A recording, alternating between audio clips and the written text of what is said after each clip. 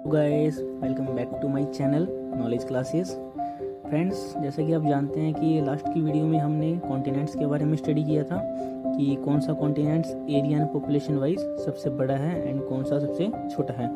Even हमने ये भी डिस्कस किया था कि कौन सा सबसे बड़ा है, उसके बाद कौन सा है, उसके बाद किसके एरिया आता है। ऐसे हमने area wise and population wise दोनों में हमने डिस्कस किया था। अगर आपने मेरी वो पिछले वीडियो नहीं देखा है तो गाइस तो प्लीज़ जाकर वो वीडियो जरूर देख लें।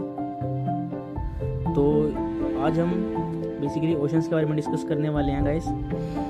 ओशंस मींस जैसा कि आप जानते हैं तो दिख रहा है सारा water bodies sky blue colour में, ये सारा वाटर बॉडीज है। और जो आपको कॉन्टिनेंट्स दिख रहे हैं ये बेसिकली लैंड पार्ट होता है हमारी अर्थ का। तो गाइस आइए आज हम स्टडी करते हैं कि ओशंस के बारे में। ओशंस तो गाइस ओशंस होते क्या है, तो बेसिकली होता है क्या कि जलमंडल या फिर हाइड्रोस्फीयर का वो भाग जिसकी सीमा निश्चित ना हो उसे हम ओशंस कहते हैं। बेसिकली गाइस इनकी जो डेप्थ होती है 3800 मीटर के अप्रोक्स होती है। तो वाटर बॉडीज में हम देख पा रहे हैं कि हमारे पास कितने, एक तो पैसिफिक ओशंस है, Atlantic, Indian ocean, Arctic ocean and southern ocean.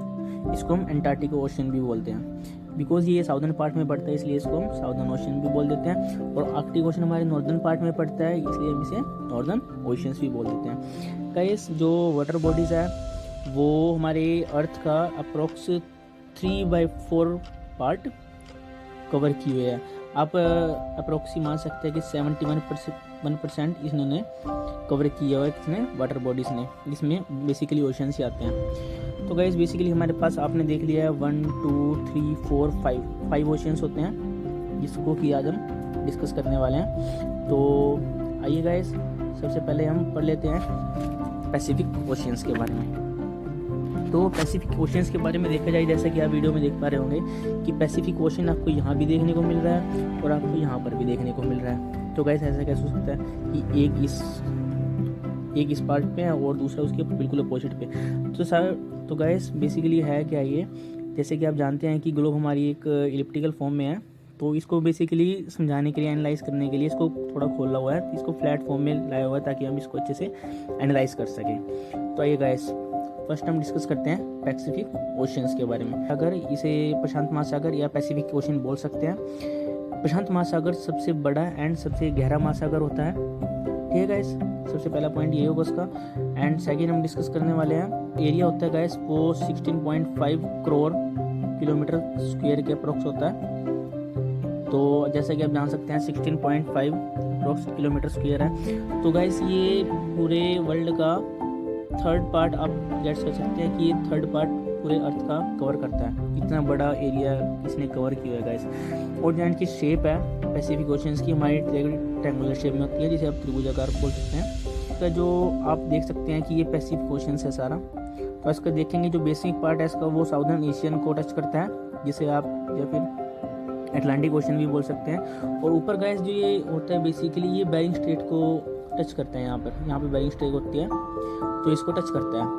इसमें बहुत सारे द्वीप होने के कारण गाइस इसमें अप्रोक्स आप देख सकते हैं कि इसमें 2000 से ज़्यादा द्वीप्स होते हैं। द्वीप होता क्या है बेसिकली गाइस, जैसे मान लो हमारा ये लैंडेड पार्ट है, ये सारा लैंडेड पार्ट है। अगर ये हमारा लैंडेड पार्ट चारों ओर से वाटर से कवर है, इधर से वाटर से, इधर से वाटर, ये सारा वाटर से कवर है, तो इसको हम द्वीप बोलेंगे। कंडीशन ये है कि कोई भी जो इसका वाटर पार्ट्स है वो महासागर से टच नहीं होना चाहिए। समझ रहे हो ना, कि होगा तो वाटर से टच, बट ये जो वाटर बॉडीज है वो महासागर नहीं होना चाहिए। तो आपको पता ही होगा कि सबसे जो ज़्यादा सक्रिय ज्वालामुखी जिसको आप एक्टिव वोल्केनो बोल सकते हैं वो पैसिफिक ओशंस में ही पाए जाते हैं गाइस। आप लगा सकते हैं कि 75% के अप्रोक्स जो वोल्केनो है वो हमारे पैसिफिक ओशंस में पाए जाते हैं।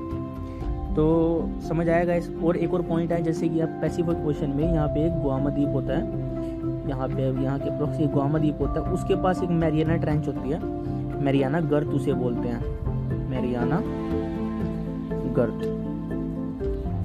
गर्त होती है, जिसे हम चैलेंजर गर्त के नाम से भी जाना जाता है। इसे गर्त बेसिकली होती है गाइस जैसे हमारे पास ये पहाड़ है, यहाँ पे माउंटेन है, इसके बीच में जो जाने का रास्ता होता है ना छोटा, जहाँ से वाटर बॉडीज पास कर सकती है, उसे हम बेसिकली क्या बोलते हैं, वो गर्त होती है। तो अगर आपको पूछ लिया जाए कि वर्ल्ड में सबसे डीपेस्ट ट्रेंच कौन सी है, तो वो कौन सी है, मैरियाना ट्रेंच, इसे मैरियाना गर्त भी बोलते हैं। ठीक है गाइस, तो यहाँ पर हमारा बेसिकली पैसिफिक ओशंस के बारे में क्लियर हो जाता है। Now we move on to the next one, that is Atlantic oceans के बारे में। तो जैसे कि आप मैप में देख पा रहे हो कि ये अटलांटिक ओशंस हैं गाइस। पैसिफिक ओशंस के बाद दूसरे नंबर पे सबसे बड़ा जो महासागर है या ओशंस है वो अटलांटिक महासागर आता है गाइस।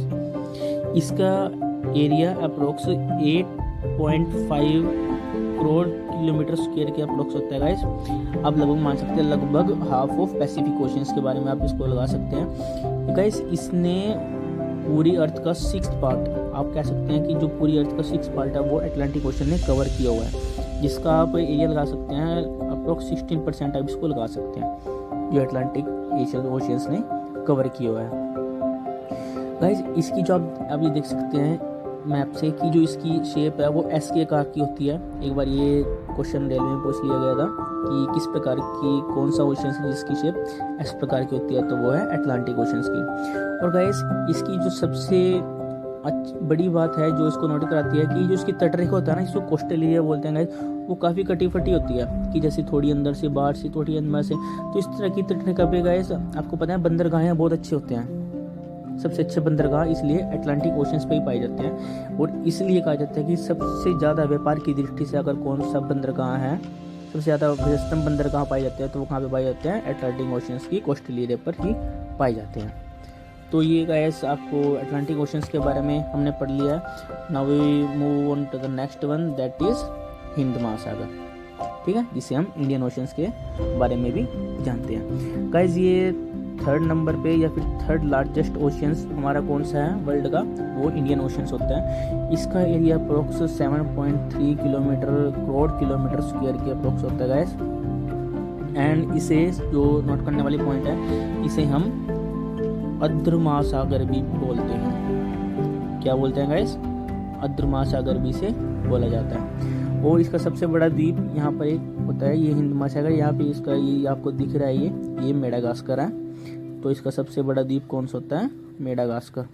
आपको क्या समझाया था गैस कि द्वीप क्या होता है, जो चारों तरफ से वाटर बॉडी से कवर, ये देखो जैसे ये चारों तरफ से वाटर बॉडी से कवर, तो इसे हम क्या बोलते हैं, गर्त बोलते हैं। तो ये हो गया हमारा गैस कौन सा, Indian ocean. Now we move on to the next one, that is Arctic महासागर। इसे हम नॉर्दर्न ओशन भी बोलते हैं क्योंकि ये हमारा नॉर्दर्न रीजन में पड़ता है।